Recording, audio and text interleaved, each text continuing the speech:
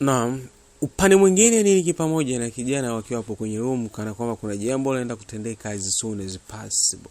Jamani, mwaga sifa nyingi sana kwa bidada Nikki na kumtaka awe wa kwake mwenyewe na achane na ile biashara ya kujiuza, make anamwona ni mrembo sana na anastahili kuolewa na mtu kama yeye. Binti kwa dharau aliinuka na kwenda kuchukua kinywaji, kisha akamwangalia jamaa na kusema kuwa naona unaongea mno.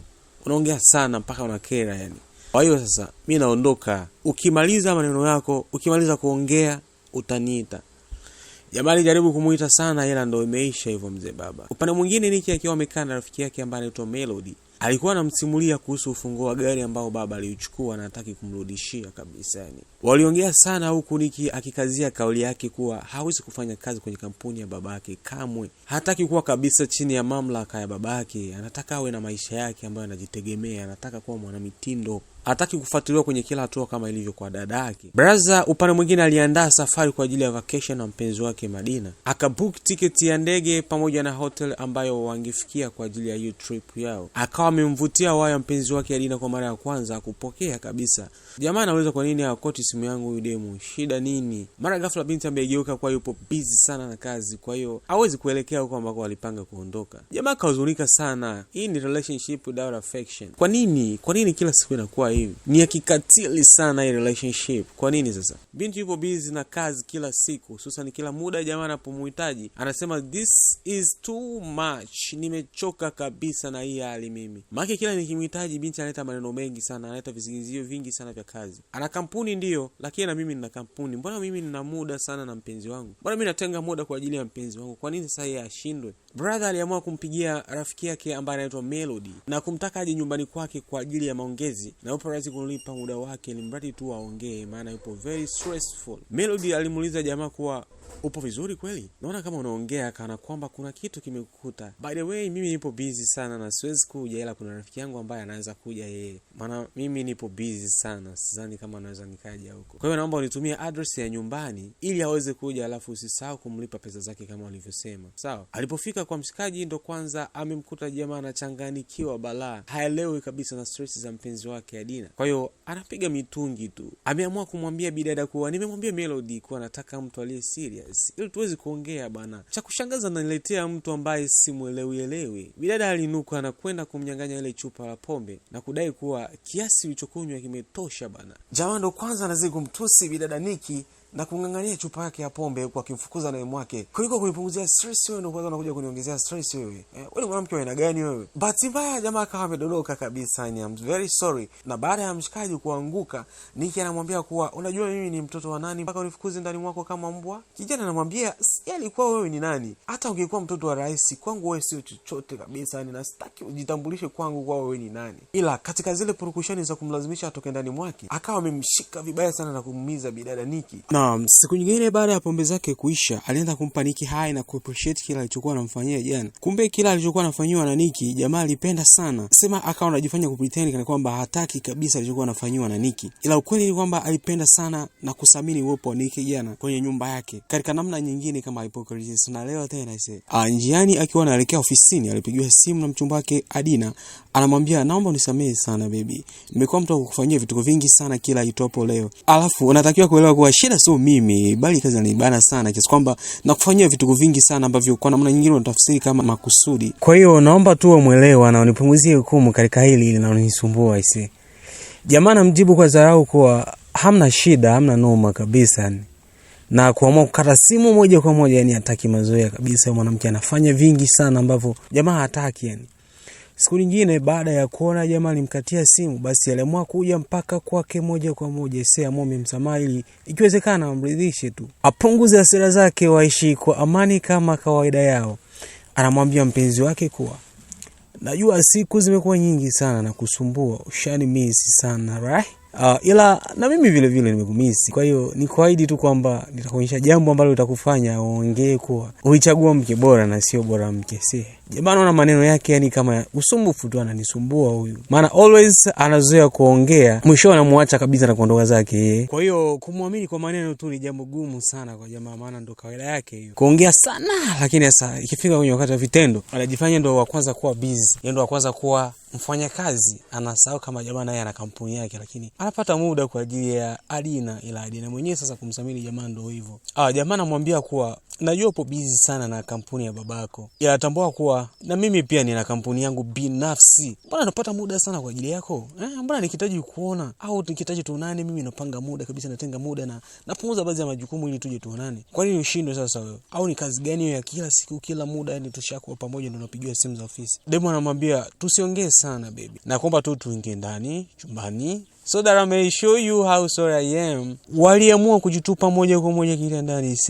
Jamaa bila kupoteza muda aliamua kuanza kumpunguzia vitu ili asije akapigiwa simu hapo na kumwacha kama kawaida yake. Basi akaongeza speed hapo ili asije akaondoka. Demo anamwambia nilikumisi sana, hatimaye leo nipo mikononi mwako.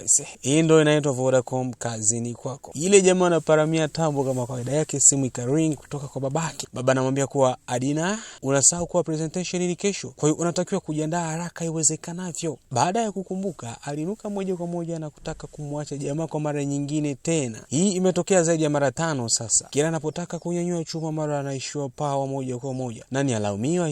Adina au babake? Baada ya kuondoka aliamua basi siwe kesi, amwache kabisa aondoke, amwache na maisha yake. Maana anaona kama amekuwa msumbufu na kinachobaki hapo ni kuamua tu moja kwa moja nini afanye ili apate amani ya moyo wake. Akampigia moja kwa moja Nikki ambaye ndo kama rafiki yake ambaye anamkea sana, ni anytime akiwa na hasira zake, akiona stress anampigia simu na Nikki anakuja moja kwa moja bila kusita. Basi Nikki akaja moja kwa moja baada ya kuitwa. Yule dada hajawahi kumboa hata mara moja, anakujaga kila anapoitwa na jamaa bila kusita. Walianza michezo pale ili apunguze stress. Michezo iliendelea bila jamaa kujua kwa huyu ndo mdogo wake na demu mwenyewe ambaye anamsumbua Adina, na Adina mwenyewe alikuwa hajui kabisa ndo shemeji yake ambaye ndo mchumba wake na dadake. Basi hamna haja ya kulaumiana na maki, hawajuani kabisa, hajawahi kutambulishana hata siku moja. Basi wakaendelea tu na michezo yao. Na mbaya zaidi wanachezea kitandani. Unaona shughuli afu jamaa huyo ana muda mrefu sana. Michezo ilinoga sana mpaka wakajikuta wamelala wote kitanda kimoja. Naam, na baada ya usingizi mzito, kijana aliamka na kwenda kujiandaa kwa ajili ya kuelekea kazini. Alimwamsha Nikki. Mara baada ya kuamka, akawa anamtania kuwa mdomo wake unanuka vibaya mno. Nikki akachukia, kisha jamaa akacheka na kumwambia kuwa nilikuwa nakutania tu bana. Alafu akasimama na kumwambia kuwa mimi naelekea ofisini. Nikki akasema nisubiri basi nijiandae haraka ili tuondoke pamoja. Jamaa akamwambia kuwa relax, utaondoka baadaye ukiwa ushakuwa tayari bana. Wala usihangaike sana, nyumba ni ya kwangu, kwa hiyo jisikia amani. Ukiwa tayari kuondoka utaniachia ufunguo juu ya mlango. Wala usina wasiwasi Nikki. Nikki anamjibu are you sure? Jamaa akasema kuwa free kabisa, nijisikia upo nyumbani, hapa ni kwangu mimi, wala sina wasiwasi na wewe. Na ndio kwa maana nakuamini, ndio kwa maana nakuita anytime. Na baada ya kumwambia hivyo basi alielekea kazini moja kwa moja. Na baada ya muda kidogo kupita, kawa jioni sasa anarudi kutoka kazini. Alishangaa sana kuona Nikki mpaka sasa hivi bado yupo ndani mwake na hajaondoka kabisa kuanzia muda ule aliokuja jana wakalala pamoja, na bado kanogewa tu kukaa ndani ya nyumba ya jamaa. Nikki alisema kuwa sikutaka kuondoka kwenye nyumba yako na niache wazi. Alivyo na kielele mpaka chakula kashamwandalia jamaa tayari, yani kanamwandalia dina tamu sana mno. Anamwambia basi kuna chakula nimekuandalia na ukiwa tayari basi utajichukulia mwenyewe ule, mimi naondoka sasa. Jamaa anashangaa tu na kumuuliza kuwa ulipata wapi ujasiri wa kupika ndani mwangu Nikki?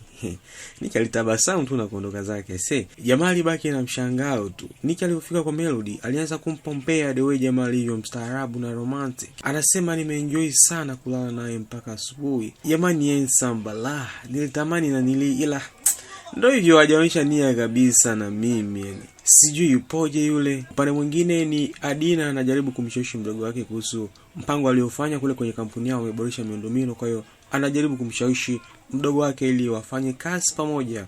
Hataki mdogo wake akae kwenye maisha ya kuhangaika, kudanga kisa kutafuta pesa, na wakati wana kampuni wana maisha mazuri sana, ila hataki kushiriki kwenye kazi za baba. Nikki alisema sitaki kabisa nikusikia upuuzi, nipo busy na maisha yangu, nafanya maisha yangu kwa uhuru mkubwa bwana, na sidhani kama una maneno ambao yanaweza kanishawishi mimi kufanya kazi kwenye kampuni ya baba. Hauwezi kabisa na huna huo ujasiri wa kufanya hilo jambo. Jamaa tunamwona yupo busy kabisa na mashine. Kuna kazi anaifanya hapo sasa. Muda huo Akahisi njaa na tayari Adina aliacha anamwandalia msosi. Amemwandalia dina. Ikabidi aende chap kuchukua na tayari kujiandaa kwanza kula. Basi alipiga dua kidogo na alivyoonja tu alisikia utamu. Alisikia raha, alisikia ladha ambayo hajawahi kuipata toka azaliwe. Akasema kimoyomoyo, kwa huyu ndo mwanamke sasa wa kuoa huyu. Kwani nafelia wapi mimi? Sio kwa utamu baba. Aliamua kumtoa Nikki out na kumpa hongera kwa msosi alomwandalia jana. Kwa hiyo walienjoy mpaka wakaenda kulala kwa jamaa moja kwa moja kama kawaida yao. Katikati ya usingizi simu ya jamaa ikaita kwa mara ya kwanza, lakini hakupokea kabisa yani. Ikawa imeita tena kwa mara ya pili, kumbe alikuwa ameita ni mpenzi wake Adina. Sasa sijui na kueje moja kwa moja alimwamsha bidada Nikki na kumwambia kuwa anatakiwa jiandae haraka iwezekanavyo na aondoke kabisa hapo, make mpenzi wake anakuja na sidhani kama akimkuta hapo itakueje. Basi Nikki akajaribu kumwambia ungeniacha basi mimi take shower kidogo na nikimaliza basi mimi nitaondoka. Anamwambia ondoka hivyo hivyo bana, kama ni kuoga utaenda kuoga nyumbani kwenu. Nikki alijaribu kujitetea ila ndio hivyo jamaa hambadilikia kana kama hamjui kabisa, ni amfahamu hajawahi kumuona. Na yote ni kisa mpenzi wake anakuja na hataki kabisa mpenzi wake Adina aje amkute yule bidada yuko pale. Kwa hasira sana na unyonge ilibidi Nikki aondoke, maana hakuwa na la kufanya. Akaondoka usiku wote huo kabisa na kumwacha jamaa enjoy na mpenzi wake. Basi baada ya Nikki kuondoka, jamaa alitandika chap kitanda chake ili asije kukuta mambo hapo tofauti hapo. Yakahisi labda kuna mchezo ulikuwa unaendelea hapo, mchezo mchafu. Mara washakuwa pamoja na mchumba wake pale Adina. Jamaa akawa yuko very serious kabisa, ana hasira sana na huyo mdada na kujaribu kumkumbusha yani zile kauli na dharau alizomwonyesha kwa mara ya mwisho pale wamekutana.